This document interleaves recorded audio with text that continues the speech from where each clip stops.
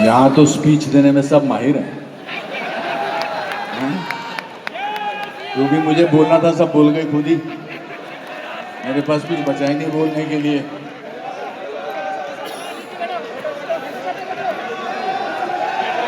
जय सिया राम। भारत माता की, भारत माता की, वंदे वंदे। वाह वाह वाह वाह, क्या बात है। आप लोगों की ऊर्जा की भी बहुत तारीफ करनी पड़ेगी। इतनी बात तालियां बजवा ली इन्होंने।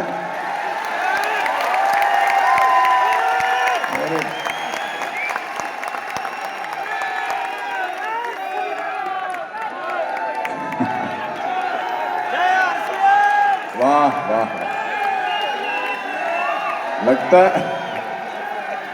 लगता है आप लोगों ने आरसीएम का च्यवनप्राश खाया हुआ है।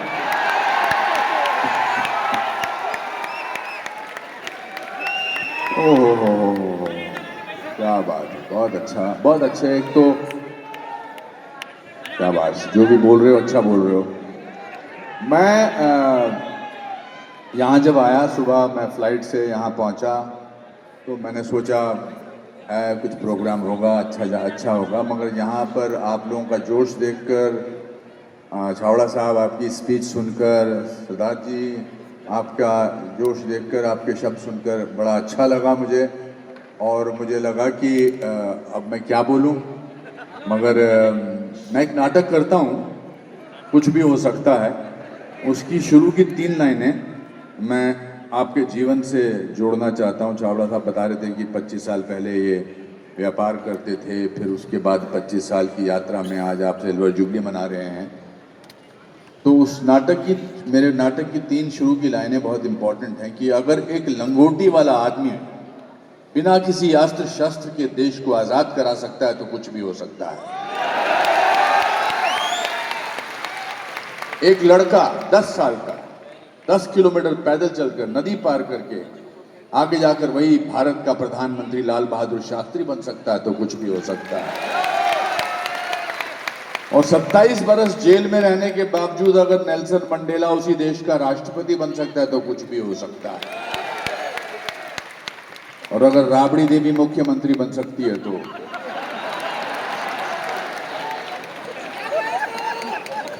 कहने का तात्पर्य यह है, इच्छा शक्ति का होना बहुत जरूरी है, मन की शक्ति का होना बहुत जरूरी है। मैं एक बड़े छोटे से परिवार से आता हूँ, बहुत गरीब परिवार से आता हूँ। मेरे पिताजी क्लर्क थे फॉरेस्ट डिपार्टमेंट में, उनकी तनख्वाह 90 रुपये थी और हमारा 14 लोगों का परिवार था। और इस स्टेज के एक तीसरी तिहाई जितना हमारे पास, इतनी जगह में हम लोग रहते थे, गरीब थे। पिताजी अकेले कमाते थे। लेट 50s की 1960 1962 की बात है। और 14 लोग थे, ताया जी, ताई जी, दादाजी, दादी जी, और इतनी छोटी सी जगह में रहते थे, पर हम बड़े खुश थे। तो मैंने एक दिन दादाजी से पूछा कि दादाजी, हम इतने गरीब हैं तो इतने खुश क्यों हैं? तो उन्होंने बड़ी कमाल की बात की। उन्होंने कहा, बेटा, इंसान जब बहुत गरीब होता है तो सबसे सस्ती चीज खुशी होती है। तो मेरे मन से गरीबी का डर निकल गया कि ठीक है, गरीब होना तो कोई बड़ी बात नहीं है। दूसरी बात जो मेरे मन में हमेशा थी कि मैं पढ़ाई में अच्छा नहीं था। ये बात सुनकर आपको थोड़ा सा अजीब लग रहा होगा कि पढ़ाई में अच्छा नहीं तो ऐसा कैसे बन गया। तो मेरे कभी जिंदगी में स्कूल में 38% से ज्यादा मार्क्स नहीं आए। इस पे ताली मारने की तो कोई बात ही नहीं बनती। अब मैं आपके साथ एक छोटा सा गेम खेलता हूं कि ऑडियंस में जितने भी लोग हैं उनमें से 50% से ज्यादा जिनके मार्क्स आए हैं वो अपने हाथ ऊपर करिए। ऑलमोस्ट 100%। छावड़ा जी ने हाथ ऊपर किया। 60% से ऊपर है जितने, वो भी हाथ खड़ा करिए। सदा जी आप भी करिए। ओहो, ऑलमोस्ट 70%। चलो आगे चलते हैं थोड़ा सा। 70% से जितने मार्क्स आए हाथ ऊपर करिए। फिर भी आप नीचे बैठे, मैं यहां खड़ा हूं। तो कुछ तो अच्छा मैंने किया है। कि जिसकी वजह से मुझे यहाँ बुलाया गया। इसका मतलब ये नहीं कि मैं आपकी उपलब्धियों की सराहना नहीं कर रहा हूं, पर थोड़ा सा आपसे विपरीत, थोड़ा सा, ज्यादा नहीं, विपरीत सोचता हूं। और वो पैसे को लेकर। पैसा कमाना बहुत जरूरी है सर, बहुत जरूरी है। पैसा कमाने के बाद ही आप पैसा बांट सकते हैं, क्योंकि बिना कमाए कैसे बांट सकते हैं। पैसा होगा तो अच्छे विचार आएंगे, एक अच्छा करने का दिल करेगा, मंदिर बनाने का दिल करेगा, इतना भव्य प्रोग्राम करने का दिल करेगा। तो आपकी बात और मेरी बात ऑलमोस्ट सेम है। तो मैं जब मुंबई गया था आज से 45 साल पहले, हालांकि मैं नेशनल स्कूल ऑफ ड्रामा का गोल्ड मेडलिस्ट था, लेकिन रहने को जगह नहीं थी मेरे पास। मैंने बहुत सारी रातें रेलवे स्टेशन पर गुजारी, एक बेंच के ऊपर। और ये सच बात है, मैं इसलिए कह रहा हूं ताकि आप लोग सपने देखना ना बंद करें।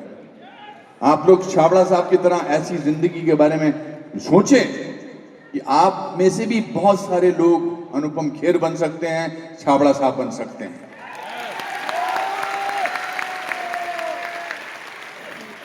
तो मैं काम मिल नहीं रहा था उन दिनों, हेयर स्टाइल ज्यादा इंपॉर्टेंट थे और पढ़ा लिखा आदमी था, गोल्ड मेडलिस्ट था ड्रामा स्कूल से, दिल्ली से।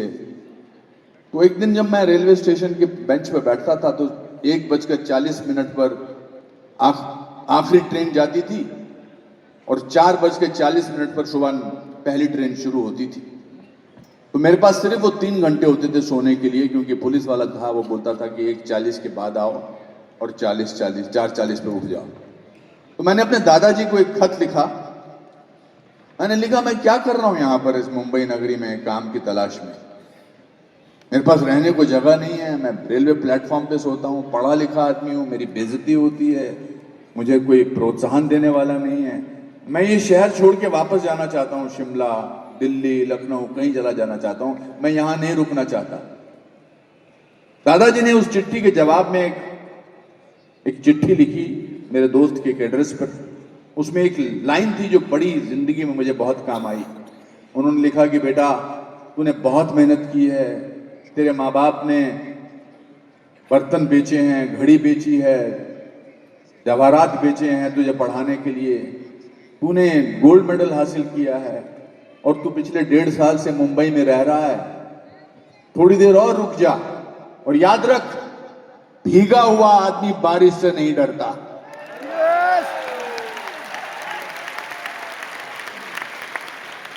वो लाइन पढ़ के मुझे लगा अब तो दुनिया की कोई ताकत मुझे नहीं रोक सकती। फिर मैंने मेहनत की और इन पिछले 41 साल हो गए मुझे फिल्मों में आए हुए। 41 साल में अगले हफ्ते मैं अपनी 550वीं फिल्म साइन कर रहा हूं। मैं अपने गुणगान गाने के लिए यहां नहीं आया हूं, मैं आपको यह बताने के लिए आया हूं कि सपने देखना बहुत जरूरी है, क्योंकि हर सपना पूरा होता है उसके पीछे सिर्फ आपको मेहनत करनी पड़ती है। आज यहां पर आरसीएम के 25 साल पूरे हैं, ये सिर्फ उस वजह से हुए कि आपने एक दिन सपना देखा था कुछ करने का, और वो सपना न केवल आपने अपना साकार किया, लेकिन बजाय इसके बल्कि आरसीएम के इतने बड़े परिवार के सपने साकार कर रहे हैं आप। और इन लोगों की तालियों से इस बात का एहसास होता है कि आपके लिए ये आत्मा से, दिल से ताली मार रहे हैं, सिर्फ इसलिए नहीं कि यहां आए हुए हैं।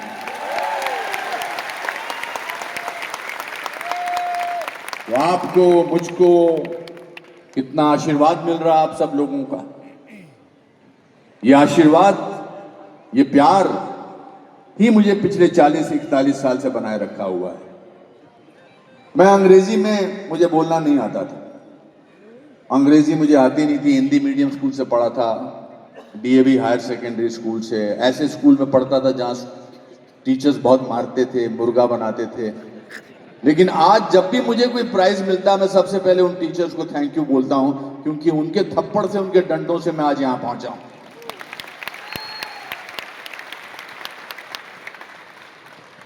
ठंड में, कोहरे में आप लोग इतनी मात्रा में तो आपके विश्वास को देखकर मुझे इस बात का विश्वास हो गया है कि कुछ अच्छा करो तो बहुत सारे लोग पीछे जुड़ते चले जाते हैं।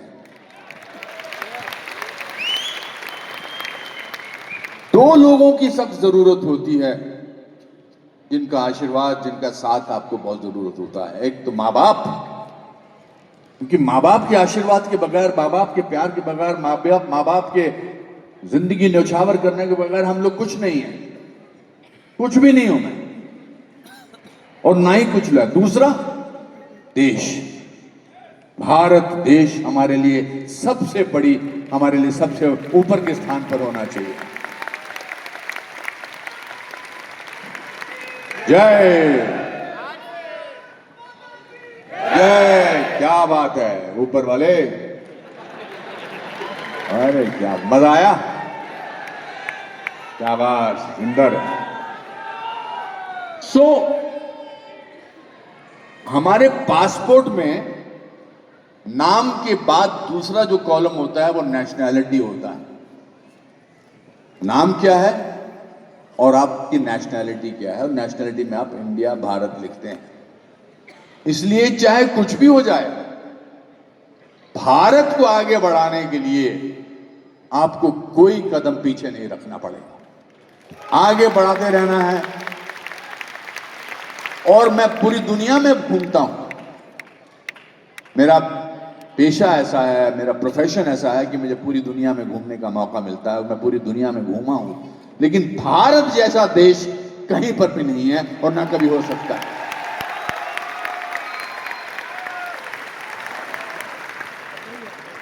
यहां लोग हर हालात में खुश होते हैं, चाहे गरीब हो चाहे अमीर हो, क्योंकि हमें संस्कार दिए गए हैं।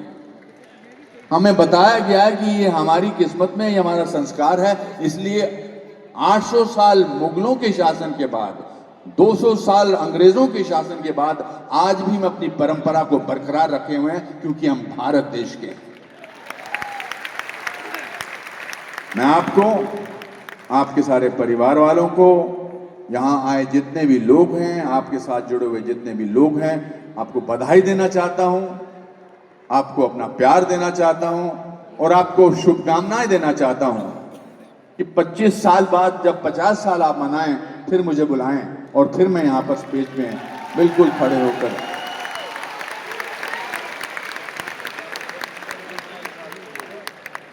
बहुत बहुत। अब आपका मैं एक वीडियो बनाऊं जरा अच्छा सा,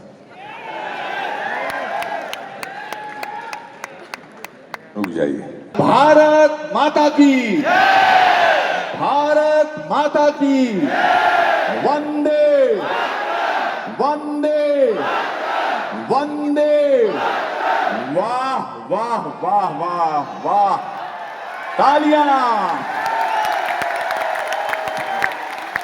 सुपर। भगवान आपको खुश रखे, आपका परिवार बढ़ता चला जाए।